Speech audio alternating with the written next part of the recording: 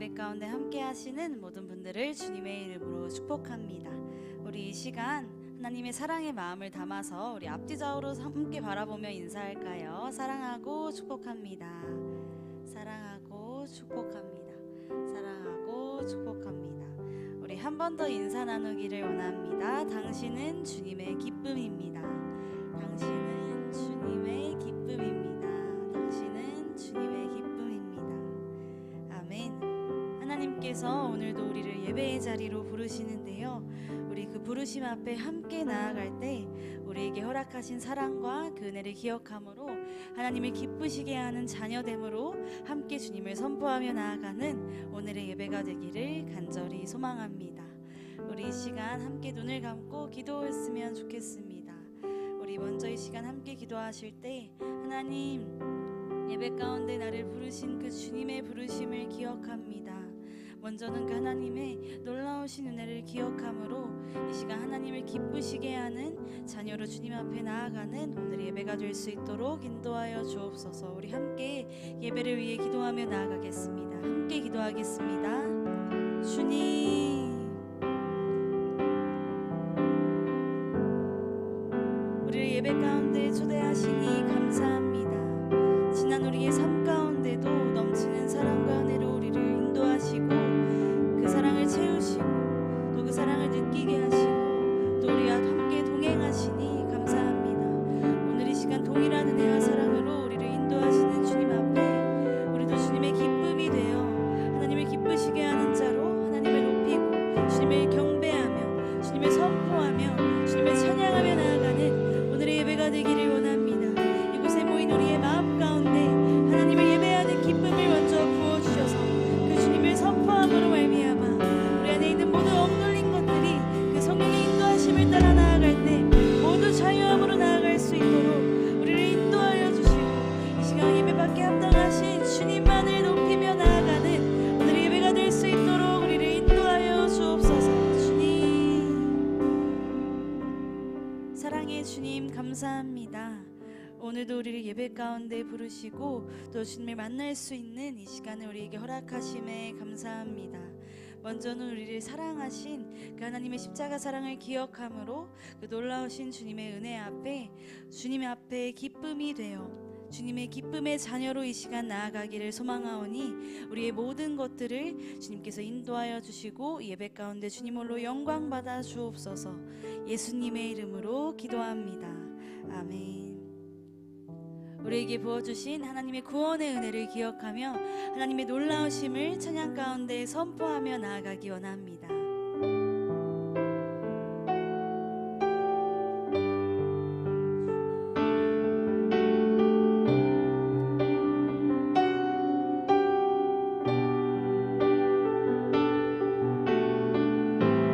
우리 함께 고백할까요? 비길 수 없네.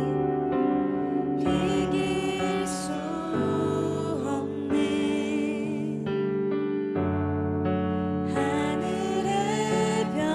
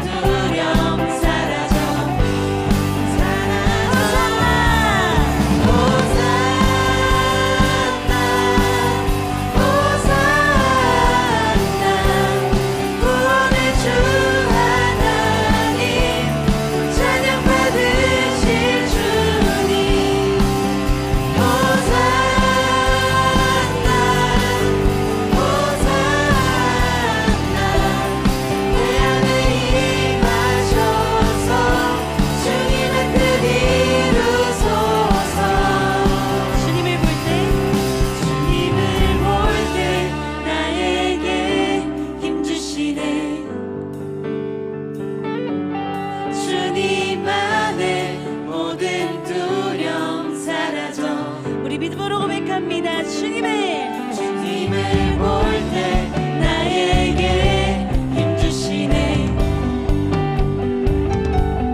주님 안에 모든 두려움 사라져 함께 선포합니다. 호산나 호산나 호산나 구원의 주 하나님 찬양 받으신 주님 호산나 호산나 내 안에 임하셔서 주님의 뜻이 이루소서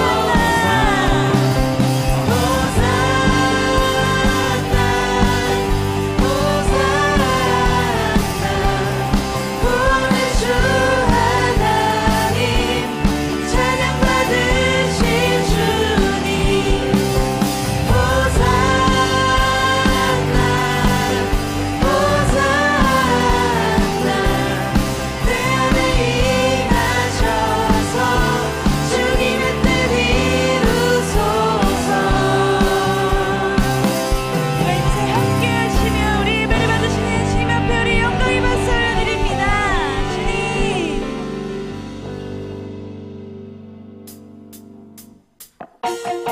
우리의 삶에 날마다 동행하시는 주님, 우리의 삶에 넘치는 은혜를 부어주시는 주님 앞에 함께 고백합니다.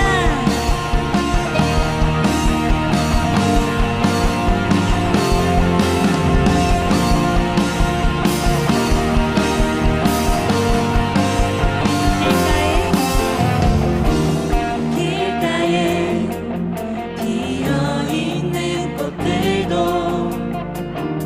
주 손길이 어루만지심을 보내. 모든 생명 속에 주의 사랑 흘러 참된 의미 참된 빛을 비추네. 특별한 하루가 아니어도 행복을 느낄 수 있는 것 소소한 내 삶을 함께하는 주님의 사랑 때문이죠. 작은 것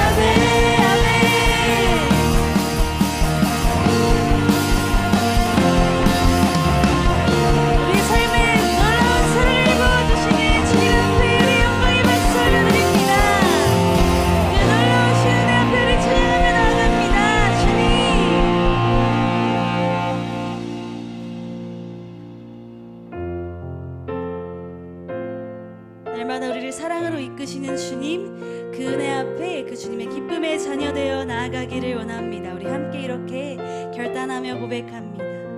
나 주님의 기쁨 되기 원하네. 내 마음을 새롭게 하소서. 새 부대가 되게 하여 주사. 주님의 빛 비추게 하소서. 내가 원하는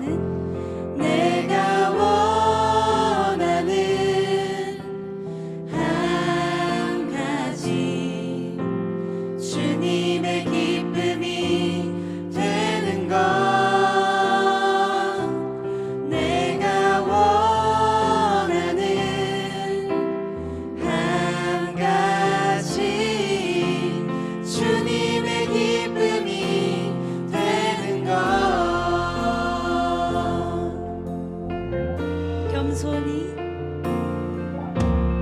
겸손히 내 마음 드립니다.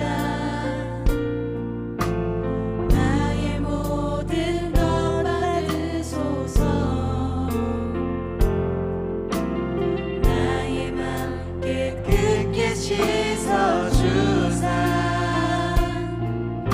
주의 길로 향하게 하소서. 내가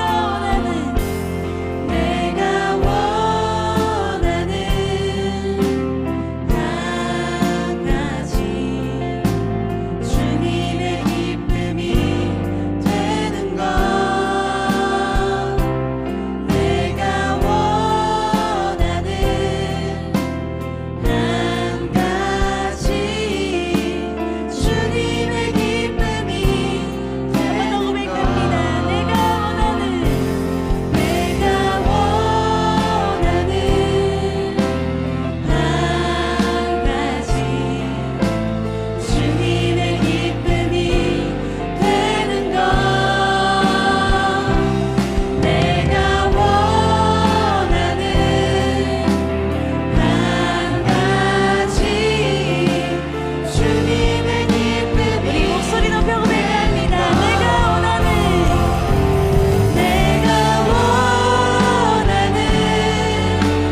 한 가지, 주님의 기쁨이 되는 것. 내가 원하는 한 가지, 주님의 기쁨이. 우리 마지막으로 함께 선포합니다. 내가 원하는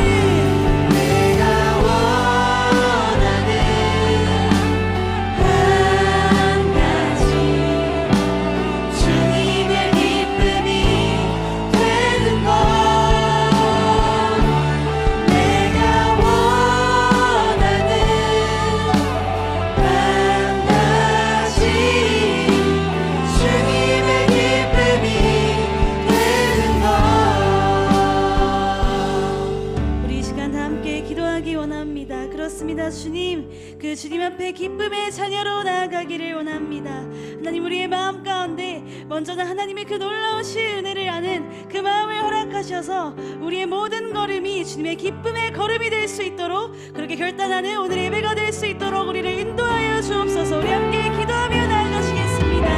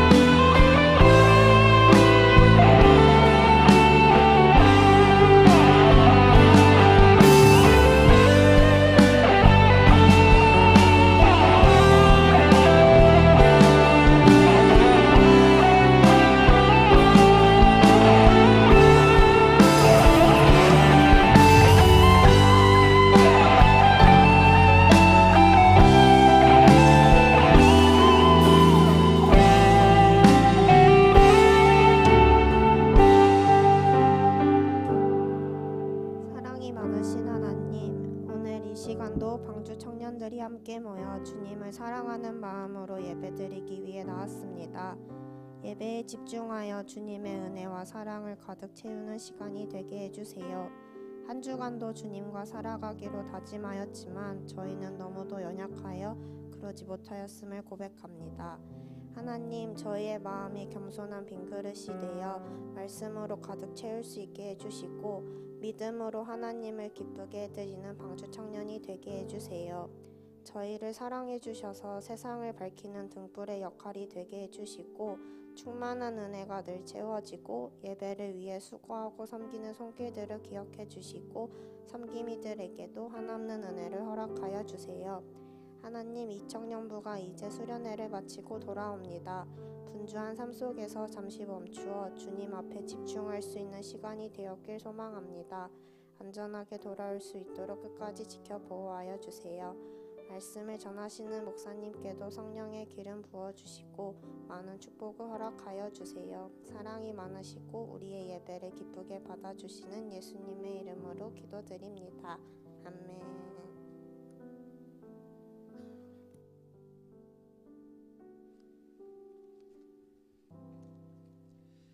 네, 오늘도 예배 자리에 와주신 여러분들 진심으로 환영하고 축복합니다. 네, 기도 중에 나눴던 것처럼 지금 이 청년부가 수련회를 잘 마치고 돌아오고 있습니다. 70명이 넘는 청년들이 모여서 2박 3일간 귀하고 또 복된 시간들 보내고 돌아오는데요. 안전하게 귀가하고 또 수련회 때 받은 은혜 계속 지켜나갈 수 있도록 기도해 주시면 감사하겠습니다. 네, 오늘 하나님께서 주신 말씀 함께 나누려고 하는데요. 말씀을 나누기에 앞서서 잠깐 말씀을 위해 기도하도록 하겠습니다. 제가 먼저 기도하겠습니다. 사랑이 많으신 주님 감사합니다. 오늘도 주님의 기쁨이 되기 위해 예배의 자리에 나와 주님 앞에 우리의 모든 것들을 올려드립니다. 주님 기쁘게 받아주시고 또 한 주간 살아갈 때 주님의 기뻐하심이 무엇인지, 우리에게 원하시고 또 이루고자 하시는 바가 무엇인지 오늘 말씀을 통해 깨닫고 행하며 살아갈 수 있도록 인도하여 주시옵소서. 감사합니다. 예수님의 이름으로 기도드립니다. 아멘. 네, 오늘 우리에게 주시는 하나님의 말씀은 고린도후서 5장 6절에서 15절까지의 말씀입니다. 네, 이 시간 함께 나눌 말씀은 고린도후서 5장 6절에서 15절까지의 말씀입니다. 한 절씩 교독하시고 마지막 15절 말씀은 함께 읽도록 하겠습니다. 제가 먼저 읽겠습니다.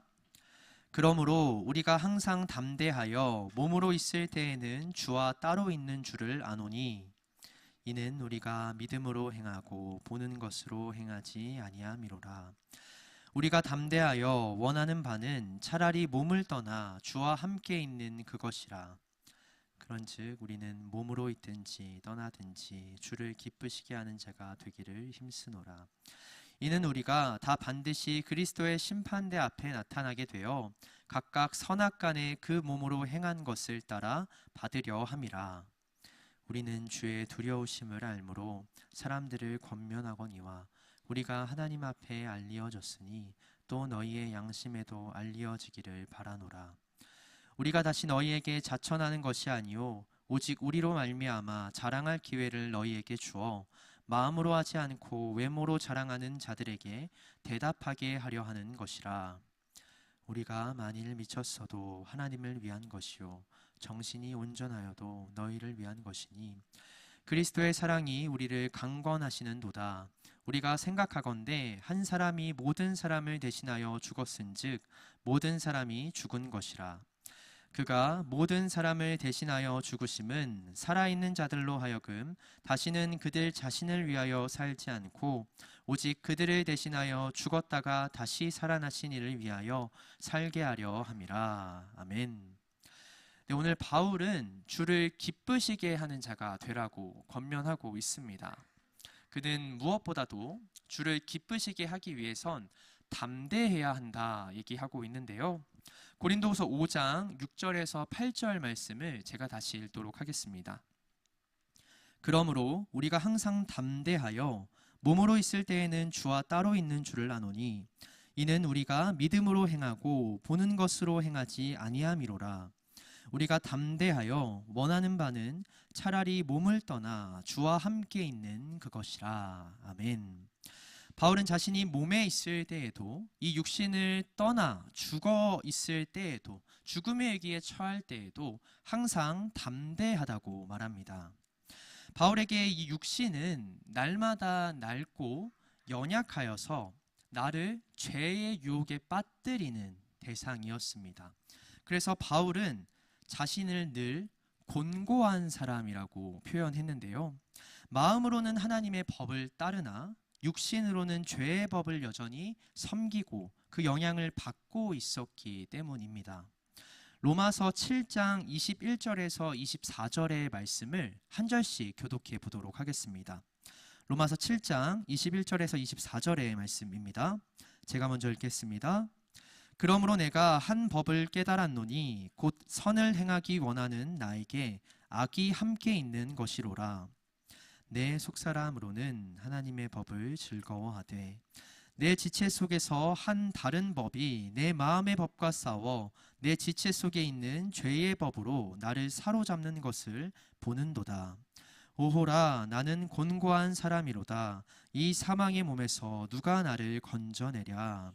바울은 하나님의 법과 사랑을 마음으로 진심으로 믿었던, 받아들였던 사람입니다. 하나님 위에 사는 것도 죽는 것도 영광임을 알고 있었던 사람입니다. 그러나 알고 있음에도 그의 육신은 고난에 처할 때마다 여전히 두려워했고, 원치 않은 일에 휘말릴 때마다 근심했고, 억울하게 비방을 당할 때마다 남을 원망하고 탓하는 본성을 여전히 내려놓지 못하고 있었습니다. 바울은 말합니다. 복음을 받아들인 이후로도 여전히 그의 마음 안에 남아있는 죄의 법이 때때로 자신을 사로잡는다고. 옳은 일임을 알면서도 실천하지 못할 때의 비참함을 아시나요? 그걸 바울은 곤고하다고 표현한 것이죠. 여러분들도 그런 경험 있지 않습니까? 학창시절에 반에서 따돌림을 당하는 친구를 보면서 잘못된 걸 알면서도 나서지 못했던 경험 없으십니까? 직장 안에서도 잘못되고 불합리한 문화로 고통받고 있는 동료가 있는 걸 보면서도 나서지 못하는 때가 있지 않습니까? 옳은 일을 아는데 행하지 못할 때가 우리에게도 있어요. 그러면 우리는 스스로 비참함을 느끼는 거죠. 잘못된 걸 아는데 나 여전히 부끄럽구나. 죄인 걸 아는데도 죄에 동참하고 있구나. 그게 바로 곤고함입니다. 비참한 마음입니다. 바울은 날마다 그 비참함을 느끼며 살았다라고 고백을 합니다. 정의로운 사람일수록 그럴 때마다 더 큰 비참함을 느꼈을 겁니다. 하나님께서 기뻐하시는 일이 무엇인지 분명히 알았던 바울이었기에 그의 연약한 육신은 날마다 그를 더욱 곤고하고 비참하게 만들었다는 것이죠. 그러나 바울은 하나님께 감사를 드립니다. 로마서 7장 25절의 말씀입니다. 우리 주 예수 그리스도로 말미암아 하나님께 감사하리로다. 그런즉 내 자신이 마음으로는 하나님의 법을, 육신으로는 죄의 법을 섬기노라. 내 육신은 연약하여 여전히 죄의 법을 섬기고 그 영향력 아래 놓여 있지만, 마음으로는, 내 생각과 의지와 영혼의 중심으로는 하나님의 법을 따르고 섬길 수 있어 감사하다고 말합니다. 내가 내 안에 예수 그리스도를 모실 수 있게 되어 이런 비천하고 곤고한 몸인데도 불구하고 주님을 모실 수 있게 된 것이 너무 감사하다고 얘기합니다. 내 안에 계신 그 주님께서 내 육신으로는, 내 노력으로는 해결하고 바꿀 수 없는 그 연약한 모습, 곤고한 모습을 변화시켜 주실 걸 알고 있었기 때문입니다. 이어지는 바울의 고백, 로마서 8장 1절에서 2절 말씀을 함께 읽도록 하겠습니다. 로마서 8장 1절에서 2절의 말씀입니다. 그러므로 이제 그리스도 예수 안에 있는 자에게는 결코 정죄함이 없나니 이는 그리스도 예수 안에 있는 생명의 성령의 법이 죄와 사망의 법에서 너를 해방하였음이라. 아멘. 이것이 바울의 믿음입니다. 이것이 바울이 감사할 수 있었던 이유입니다. 내 안에 하나님께서, 내 안에 거하시는 성령님의 생명의 법이 죄의 법을 이기고 나를 해방시켜 주실 거라 바울은 믿었던 것이죠. 내 육신은 연약하여 여전히 죄의 법을 섬기지만 주님께서, 내 안에 주님께서 나를 선하고 옳은 길로 인도해 주실 것입니다. 우리는 죄인 줄 알면서도 여전히 그 죄를 행하며 살아갑니다. 알면서도 저질렀기 때문에 뒤따라오는 하나님의 정죄나 탓함을 두려워할 때도 있습니다. 그러나 기억하십시오. 그리스도 예수 안에 있는 사람은, 내 안에 그리스도 예수가 계신 사람은 결코 정죄함이 없습니다. 하나님이 우리의 연약함을 아시고 그 연약함을 극복해 주실 것이기 때문입니다. 우리가 마음으로 예수 그리스도를 받아들일 때 우리의 능력으로 변화시킬 수 없었던 우리의 모습이 변화된다는 것이죠. 알고 있으니 행하지 못했던 정의와 사랑을 담대하게 행할 수 있는 그리스도인이 된다는 것입니다. 그렇게 바울은 오늘 본문에서 고백합니다. 몸에 있을 때에도, 몸을 떠나 주와 함께 있을 때에도 나는 항상 담대하다고. 내가 죄의 법을 따르는 육신 안에 거할지라도 그 안에 예수 그리스도가 함께 하시니 담대하고, 오히려 죽음 가운데로, 몸을 떠나 죽음 가운데로 나아갈 때는 이 죄된 육신을 벗어버리고 부활하여 주님과 영원히 함께 할 수 있을 거란 큰 소망이 있기에 그때도 나는 담대하다 말합니다. 그것이 사도 바울의 소망이고 믿음이었습니다. 그는 실제로 감옥에 갇혀 죽음을 눈앞에 둔 상황에서도 이런 고백을 하는데요.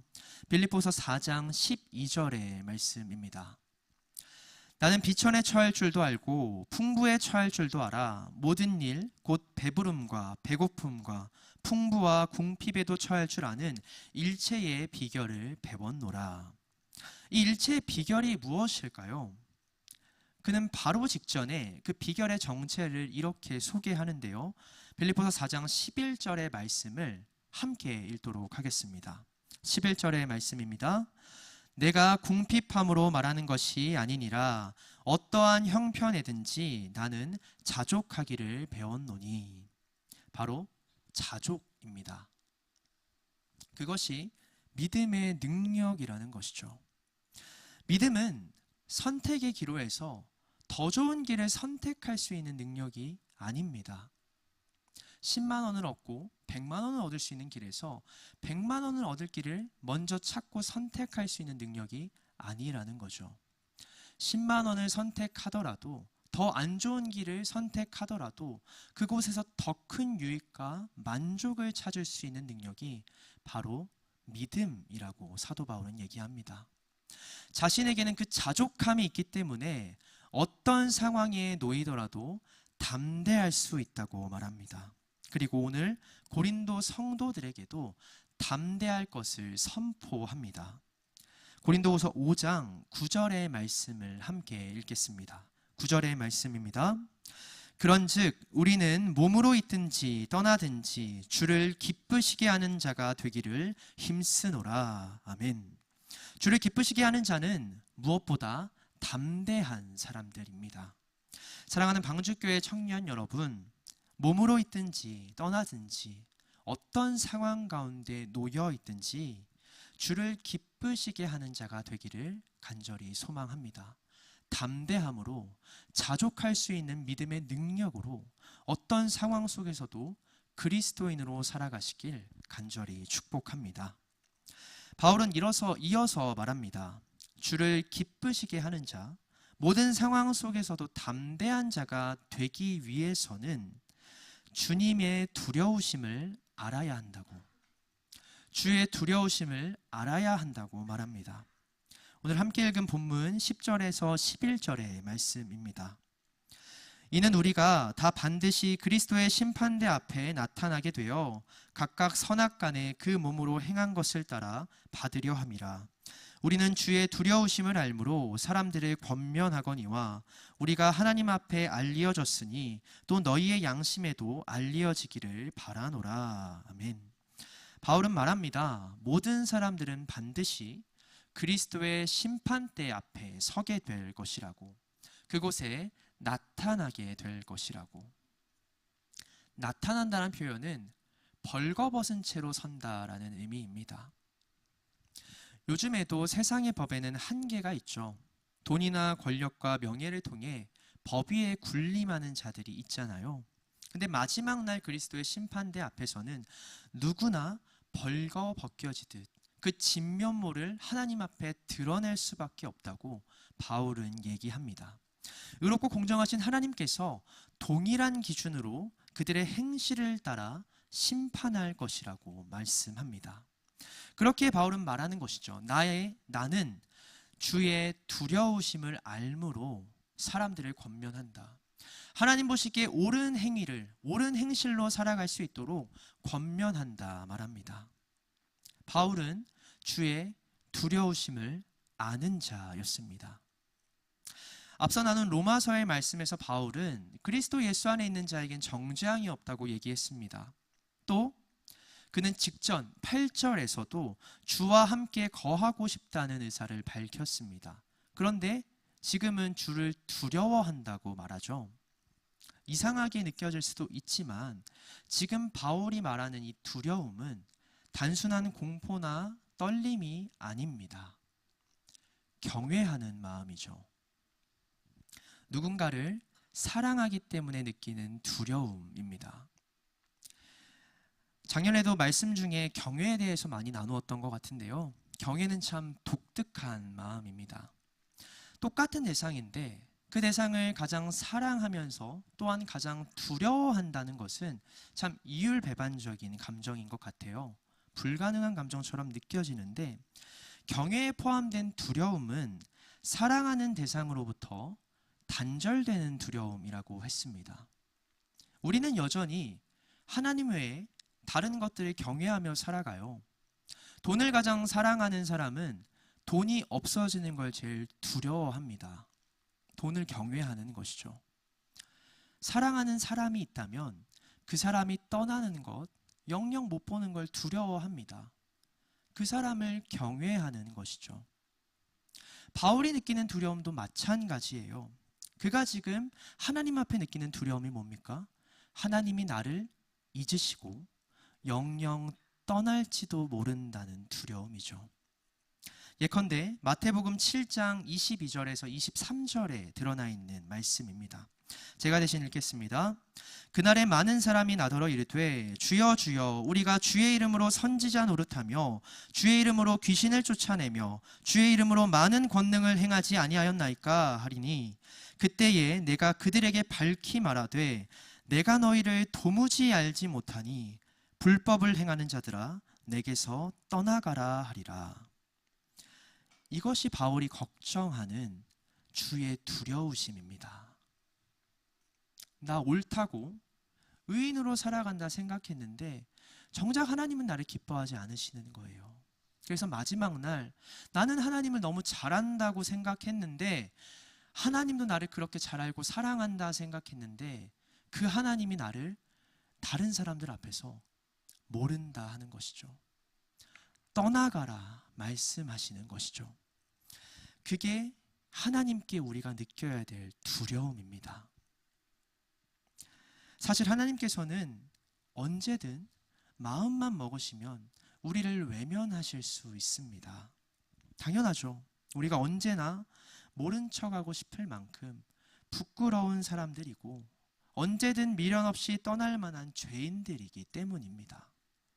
그러나 하나님께서는 그런 우리를 놀라운 사랑으로 붙잡아주고 계신다라는 거죠. 로마서 5장 8절의 말씀을 함께 읽도록 하겠습니다. 5장 8절의 말씀입니다. 우리가 아직 죄인 되었을 때에 그리스도께서 우리를 위하여 죽으심으로 하나님께서 우리에 대한 자기의 사랑을 확증하셨느니라. 아멘. 그렇게 바울은 말합니다. 우리가 아직 죄인임에도 불구하고 하나님께서 먼저 우리를 붙잡고 사랑해 주셨다. 하나님 외엔 누구도 끊을 수 없는 그 사랑이 우리를 붙잡고 있을 때 우리도 하나님의 자녀다운 삶, 하나님을 기쁘시게 하는 삶을 살아야 한다고 말합니다. 그건 주님을 두려워할 수 있는 사람만 행할 수 있는 노력입니다. 바울은 이미 자신이 하나님 앞에 그런 자녀로, 하나님을 두려워할 줄 아는 자녀로 알려져 있다고 고백하고 있어요. 그것이 바울의 자랑이죠. 누명을 씌우고 자기 명성에 흠이 가고 원치 않은 고난을 받고 온몸이 상처투성이어도 바울은 자랑스러워합니다. 하나님이 나를 아시니까요. 내가 여전히 주님만을 두려워하고 그렇게 다른 모든 일에 담대히 살아가는 자란 걸 하나님은 아시기 때문에 바울은 그 삶을 자랑스러워하는 거죠. 우리는 무엇을 자랑하며 살아갑니까? 사람뿐만 아니라 하나님 앞에 무엇을 자랑하며 살아갑니까? 바라기로는 오늘 바울의 고백처럼 내가 주님만을 경외합니다. 내 마음은 주님만을 두려워합니다. 그러니 담대히 살아갈 수 있습니다.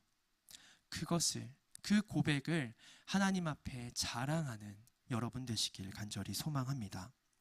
빌립보서 2장 12절의 말씀입니다. 그러므로 나의 사랑하는 자들아, 너희가 나 있을 때뿐 아니라 더욱 지금 나 없을 때에도 항상 복종하여 두렵고 떨림으로 너희 구원을 이루라. 아멘. 이것이 바울의 권면입니다. 두렵고 떨리는 마음으로 주님께서 허락하신 그 사랑을, 구원의 기쁨을 끝까지 지켜가시는 여러분 되길 소망합니다. 그렇게 주님을 경외하며 담대하게 살아가는 자들이 주를 기쁘시게 할 수 있습니다. 그들은 더 이상 자신이 아닌 주님을 위해 살아갈 수 있는 자들이기 때문입니다. 오늘 본문 말씀인 고린도후서 5장 13절의 말씀입니다. 우리가 만일 미쳤어도 하나님을 위한 것이요 정신이 온전하여도 너희를 위한 것이니. 아멘. 복음을 전하면서 바울은 미쳤다는 소리를 들었습니다. 많이 들었습니다. 사도행전 26장을 보면 그 당시 유대를 다스리던 왕 헤롯 아그리빠 혹은 베스도라 불리는 그 왕에게 바울이 체포당하는 장면이 나옵니다. 그때도 바울은 이 왕이 죽이라 하면 죽을 수밖에 없는 그 상황에서 바울은 왕에게 복음을 전합니다. 왕을 전도하기 시작하는데요. 그 모습을 보고 왕이 바울에게 미쳤다고 말합니다. 바울아, 네가 미쳤구나. 너의 많은 학문이 너를 미치게 했구나 라고 얘기를 합니다. 당대 최고의 지식인에게 또 교회와 공동체를 이끄는 사도에게 미쳤다라는 평판은 정말 치명적인 평판, 공격적인 대답이었습니다. 그러나 지금 바울은 말하는 것이죠.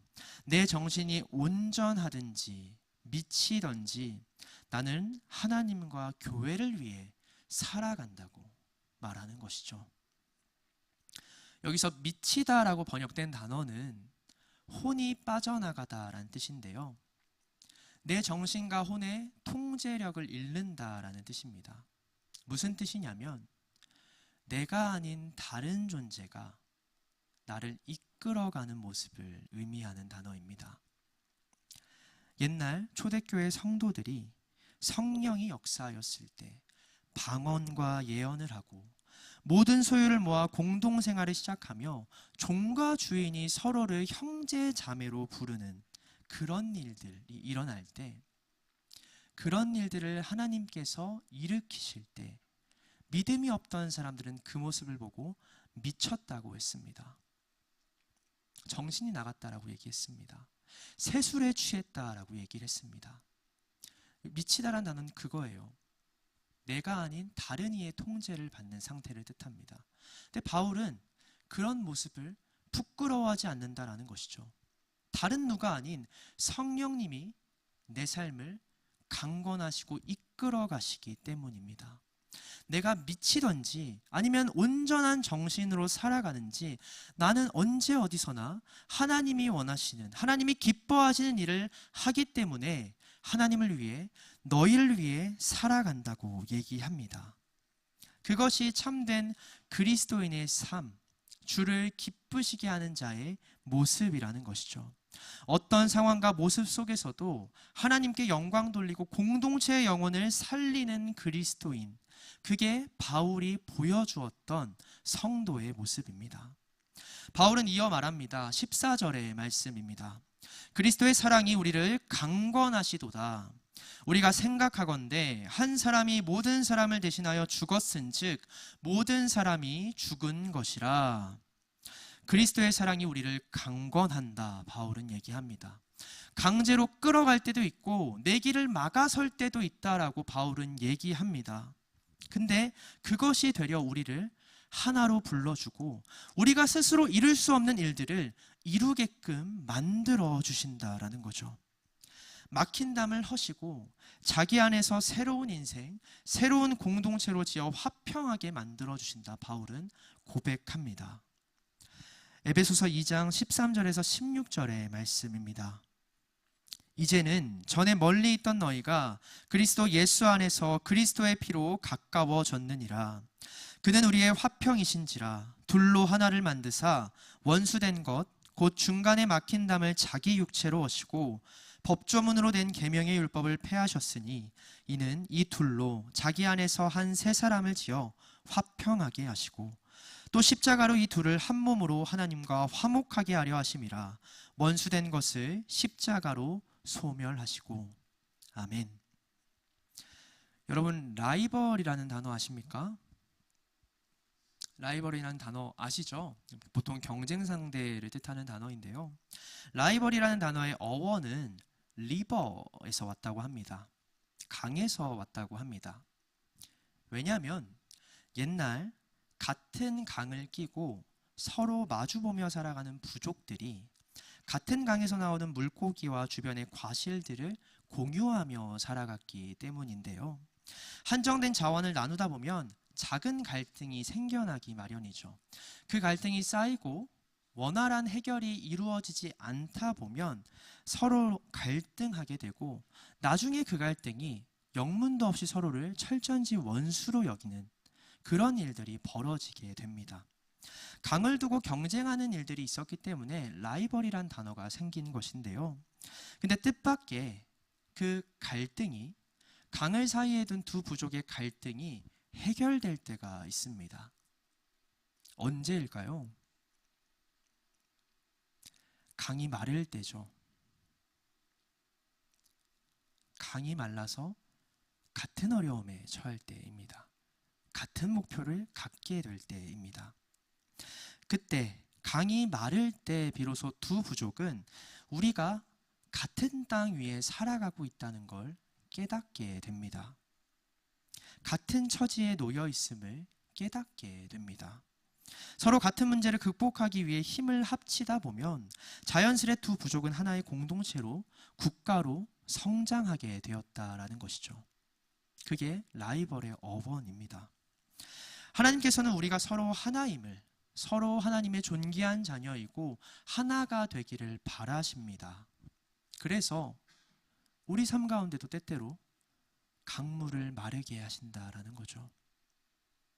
우리의 뜻을 막아서기도 하시고 때로는 원치 않은 길로 강하게 우리를 밀어붙이시며 강권하신다라는 겁니다. 세상 사람들은 이것을 불편해합니다. 그 불편한 삶을 감당하는 성도들을 미쳤다고 해요. 그 불편함 가운데서도 웃고 즐거워하는 우리 성도들을 보며 미쳤다고 말합니다. 그러나 그리스도인들은 하나님의 그 강권하심이 결국 우리를 가장 좋은 길로, 옳은 길로 인도해 주심을 아는 사람들이죠. 그래서 만족하고 자족하고 담대하게 그 길을 걸어갈 수 있는 것입니다. 이를 위해 예수 그리스도께서 죽으셨죠. 그 한 사람의 죽음을 통해 결코 스스로 화해하지 못했던, 영문도 모른 채 서로를 경계하고 경쟁하며 싸워왔던 우리, 과거의 우리도 같이 죽은 것입니다. 대신 주님께서 보여주신 새로운 삶을 소망하며 담대함으로 주님을 기뻐하는 삶으로 살아갈 수 있는 것이죠. 살든지 죽든지 하나님을 위해 담대히 살아갈 수 있게 된 것입니다. 후에 바울은 죽음을 앞둔 감옥 안에서 성도들을 이렇게 권면합니다. 빌립보서 1장 20절에서 21절의 말씀을 함께 읽도록 하겠습니다. 20절에서 21절의 말씀입니다.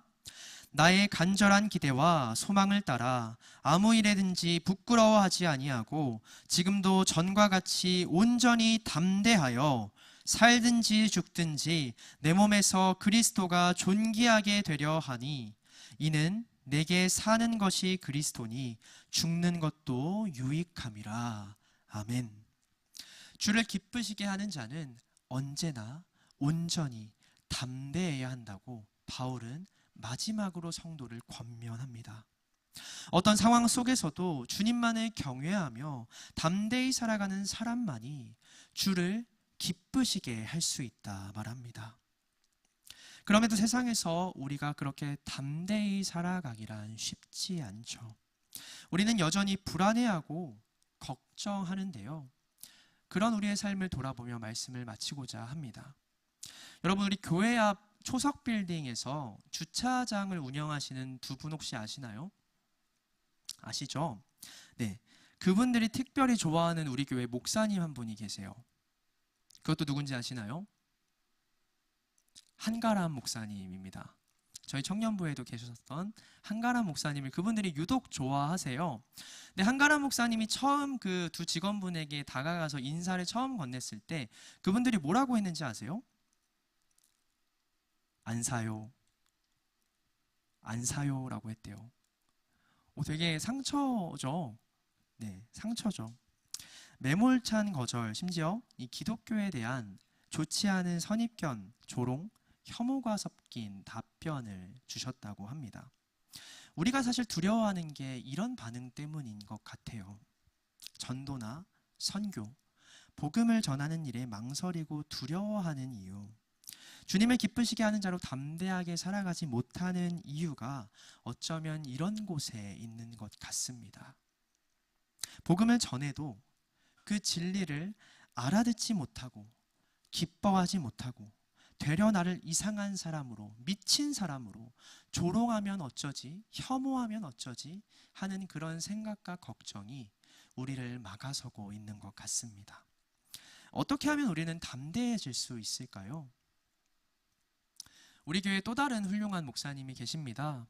올해 저희 교회로 오신 이교성 목사님이라는 분인데요. 뉴질랜드에서 오랫동안 선교사로 계셨던 분이에요.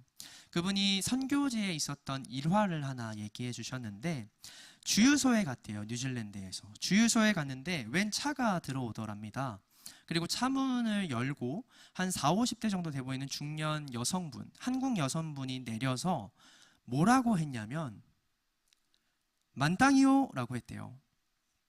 외국인들, 뉴질랜드 사람들만 있는 곳에서 여기 만땅이요 라고 얘기를 했대요. 한국어도 아니고 일본도 아니고 영어도 아닌 그 표현을 외쳤는데 놀랍게도 직원이 알아듣고 기름을 채워줬다고 합니다. 신기하죠? 근데 그 모습을 보고 또 뉴질랜드에서 오랫동안 그 목사님이 살아오면서 느낀 게 있대요. 내가 무언가를 주는 입장이면 어떻게 말해도 알아듣더라는 겁니다.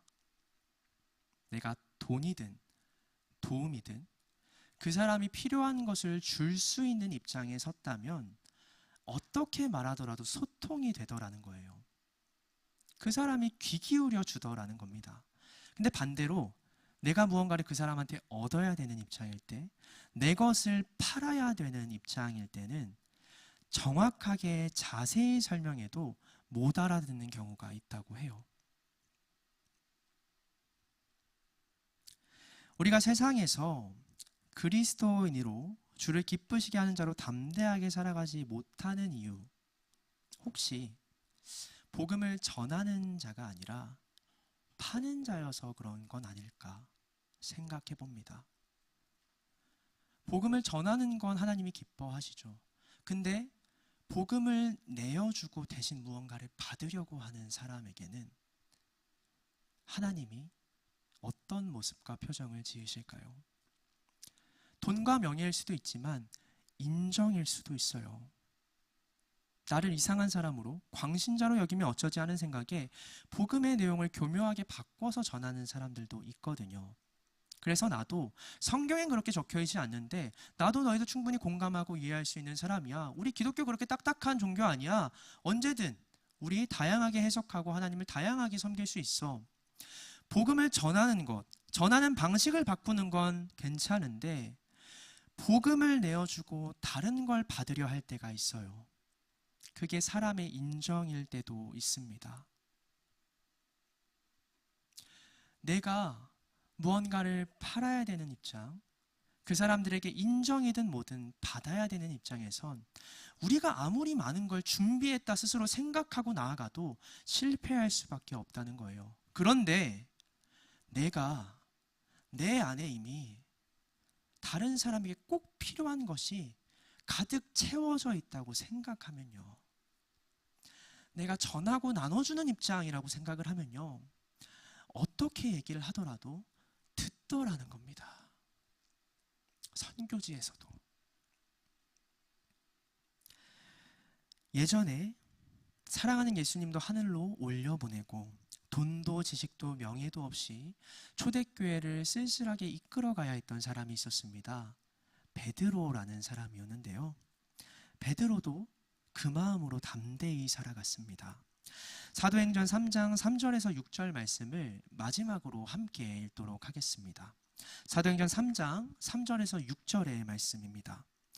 그가 베드로와 요한이 성전에 들여가여 함을 보고 구걸하거늘 베드로가 요한과 더불어 주목하여 이르되 우리를 보라 하니 그가 그들에게서 무엇을 얻을까 하여 바라보거늘 베드로가 이르되 은과 금은 내게 없거니와 내게 있는 이것을 내게 주노니 나사렛 예수 그리스도의 이름으로 일어나 걸으라 하고. 베드로는 본인이 표현한 것처럼 은과 금이 없었습니다. 그가 그 안진뱅이 거지가 자기 입술로 구걸했던 그건 없었어요. 근데 베드로에게는 확신이 있었어요. 내 안에 그리스도, 예수 그리스도의 이름과 그 능력, 이 사람에게 정말 필요하다.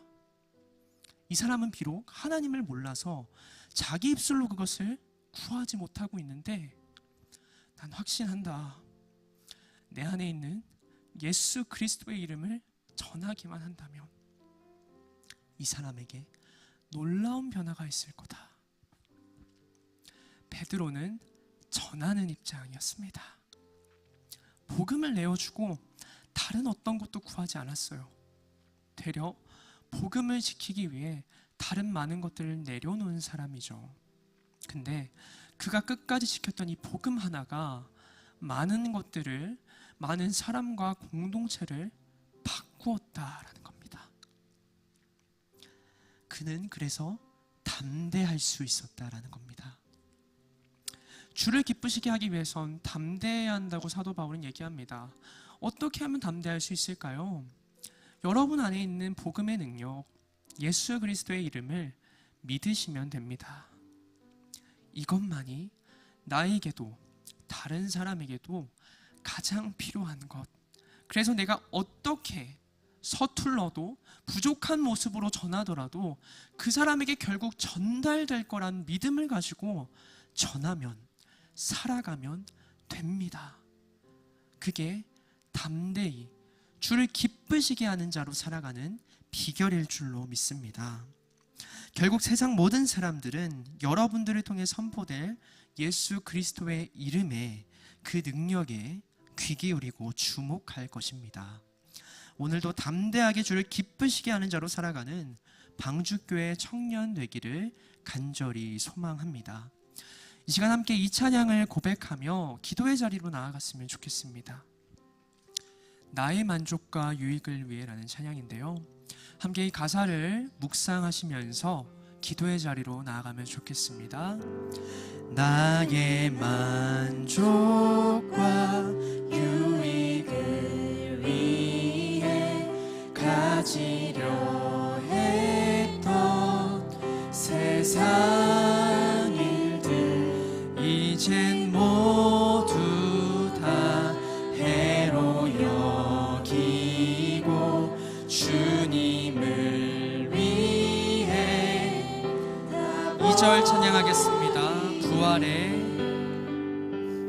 부활의 능력 체험하면서 주의 고난에 동참하고 주의 죽으신 본을 받아서 그의 생명에 참여하네. 내 안에 가자. 내 안에 가자. 귀한 것 주님을 알미라. 모든 것 되시며 의와 기쁨 되신 주 사랑합니다. 다시 한번 고백하겠습니다. 내 안에 가자. 내 안에 가자. 귀한 것 주님을 알미라. 모든 것 되시며 의와 기쁨 되신 주 사랑합니다.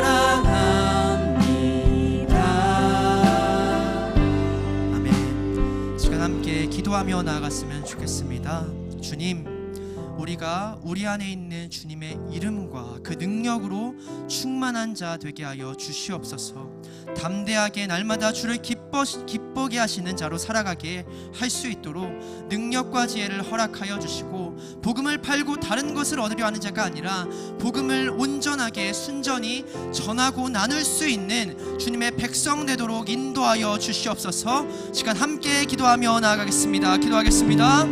사랑해 주님 감사합니다. 이 시간 가운데 주님 함께하여 주시고, 아버지께서 원하시는 대로 담대하게 주를 기쁘시게 하는 자로 살아갈 수 있는 능력과 지혜를 우리 가운데 허락하여 주시옵소서. 주님, 다른 것들은 내려놓더라도 주님을 경외하는 마음과 주님만이 우리의 전부임을 고백하는 그 마음을 가지고 나아갈 때에 내 안에 있는 예수 그리스도의 이름과 능력을 전파하며 살아갈 때에 주님, 우리가 우리의 능력으로 이룰 수 없는 놀라운 일들이 우리 삶 가운데 계속해서 이어지고 역사함을 믿습니다. 주님의 강권하심으로 따라갈지라도, 때론 온전한 정신으로 주님의 복음을 전할지라도, 어느 때이든 어떤 상황이든지 주님을 위해 또 교회와 이웃을 위해 살아갈 수 있는 사랑 가득한 그리스도인 되기를 소망합니다. 우리가 미쳤다 조롱받을지라도 주님, 담대한 마음으로 주님의 이름만을 능력만을 전파하며 살아갈 수 있는 우리 방주교회 청년 공동체와 한 사람 한 사람의 지체를 내도록 주님 인도하여 주시옵소서. 사랑해 주님 감사합니다. 오늘도 주님께서 허락하신 말씀을 통해 담대하게 주를 기쁘시게 하는 자로 살아가길 소망합니다. 다른 어떤 것이 아닌 내 안에 예수 그리스도만이 가득하고 충만한 삶을 기도하고 구할 수 있게 하여 주시옵소서. 그리고 담대하게 나아가 다른 어떤 것이 아닌 내 안에 가득한 그 예수 그리스도의 이름과 능력을 전파하며 살아가는 그리스도인 되게 하여 주시옵소서. 우리에게 담대함과 그 능력과 지혜를 허락하여 주시옵소서. 감사합니다. 이 모든 말씀 우리 주 예수 그리스도의 이름으로 기도드립니다. 아멘. 네, 우리 시간 말씀을 기억하면서 서로 축복하는 시간 가지도록 했으면 좋겠습니다. 우리 한 번 더 옆 사람을 축복하며 나아갈까요? 당신은 하나님의 기쁨의 자녀입니다. 당신은 하나님의 기쁨의 자녀입니다. 우리 안에 주신 그 놀라우신 예수 그리스도만이 우리 안에 가장 귀함을 고백하며 우리 공동체 안에 그 예수 그리스도의 사랑이 흘러갈 수 있도록 우리 찬양을 통해서 함께 서로를 축복하며 나아가겠습니다. 우리 함께 기쁨으로 고백할까요? 너와 나의 모습이 예수님 닮아. 너와 나의 모습이 예수님 닮아. 하루 이틀 매일매일 지날 때마다 더 닮아가길 원해. 우리 한 번 더 고백할까요? 너와 나의 모습이 예수님 닮아. 너와 나의 모습이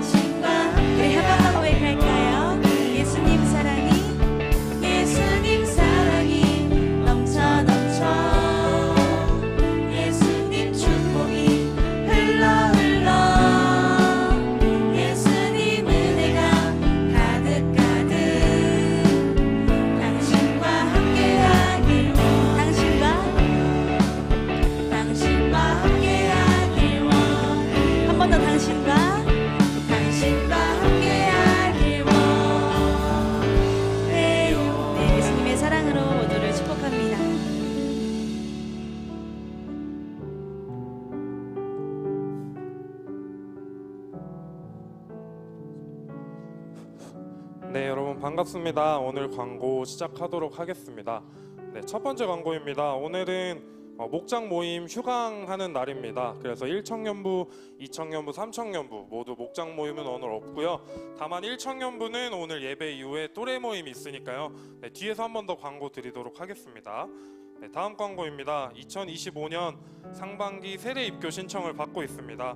세례 입교식은 4월 20일 부활주일인 오후 2시 30분에 있을 예정이고요. 신청 기간은 다음 주 주일 오후 1시까지 본당 1층에 있는 사무국으로 가셔서 신청하시면 됩니다. 신청 자격이 있습니다. 만 13세 이상 그리고 교회에 등록하신 지 6개월 이상 되신 세례 입교 희망자 분들입니다. 많은 관심 가져주시고요. 교육 일정으로는 4월 6일과 4월 13일 주일 오후 1시에 교육이 있고요. 문답식은 4월 19일 토요일에 예정되어 있습니다. 기타 자세한 문의는 김다윈 목사님께 문의 부탁드립니다. 네, 다음 광고입니다. 25년 방주 청년부의 선교팀을 모집하고 있습니다. 신청 기간은 4월 19일까지이고요. 신청 받고 있는 국가는 필리핀, 그리고 알래스카, 일본까지 총 3개 국가의 선교팀을 모집하고 있습니다. 관련된 선교팀 문의는요, 김희영 팀장님께 문의해 주시면 감사하겠습니다. 네, 다음 광고입니다. 청년부 사순절 캠페인 광고입니다. 기간은 3월 9일 주일부터 4월 22일 주일까지이며 현재 캠페인이 진행 중에 있습니다. 대상은 방주교회 청년부에 속한 모든 지체들입니다. 사순절 캠페인 단톡방 참가자들에게 각 캠페인 참여 방법을 안내드리고 있으니 해당 링크에 접속하셔서 함께 참여해 주시면 감사하겠습니다. 다음은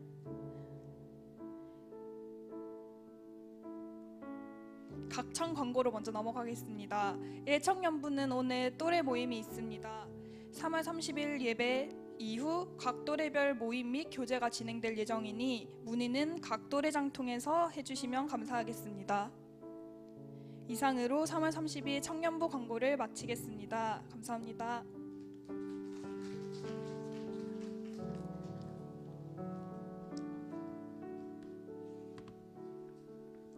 네, 한 가지 누락된 광고가 있는데요. 저희 4월 심부름 기도의 날짜가 변경됐습니다. 그래서 4월 두 번째 금요일, 4월 11일 금요일에 저희가 이곳 콘서트홀에서 심부름 기도회를 예전처럼 진행하고자 합니다. 다음 주에 다시 자세하게 광고 드릴 테니까요. 날짜를 기억해 주시고 청년부와 교회와 또 민족을 위해 기도하고자 하시는 분들은 참여해 주시면 감사하겠습니다. 네, 그럼 이 시간 함께 일어나셔서 봉헌과 또 결단하는 찬양으로 나아가도록 하겠습니다.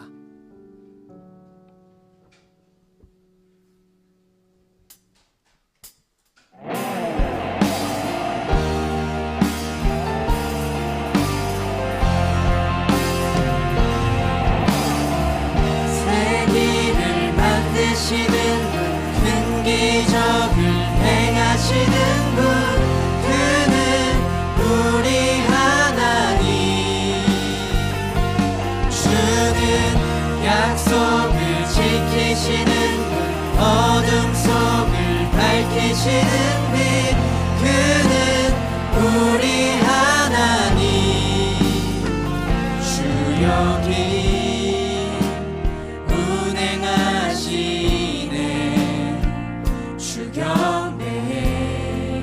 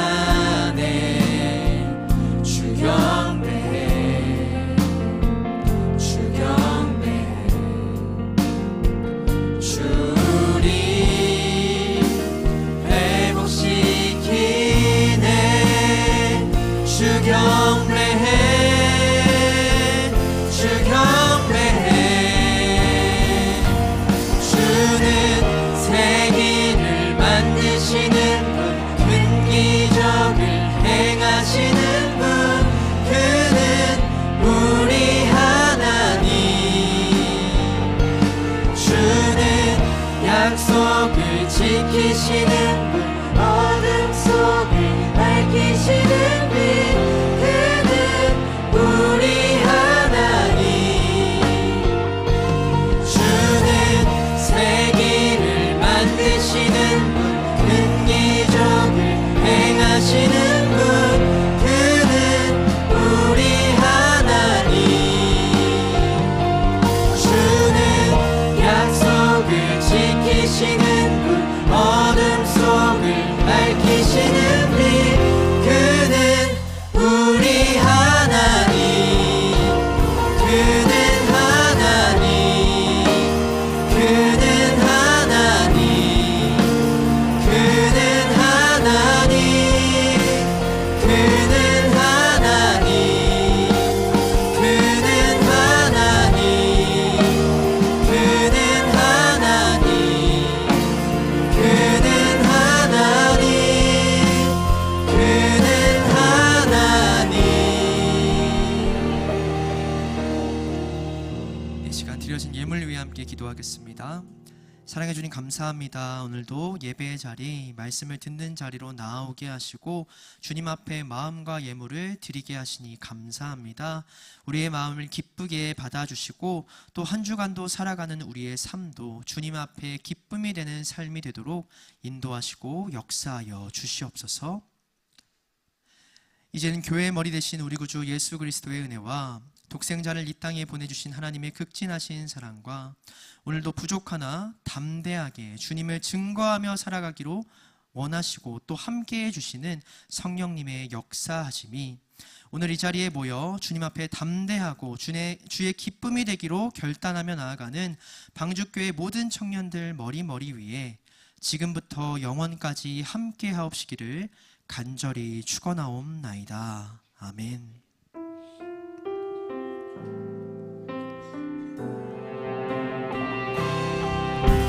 거친 파도 날 향해 와도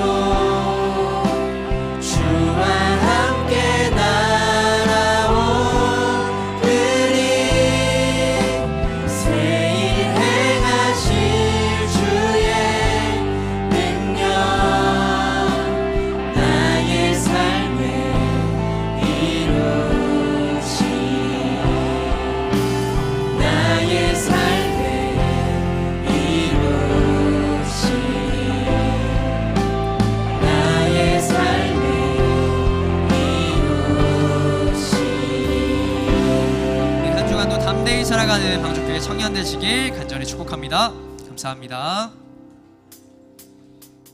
큰 소리 높여 찬양해 예수 오 존귀하신 왕의 왕 신실하신 주의 약속을 통해 날 만드시네 우리 함께 모여 찬양해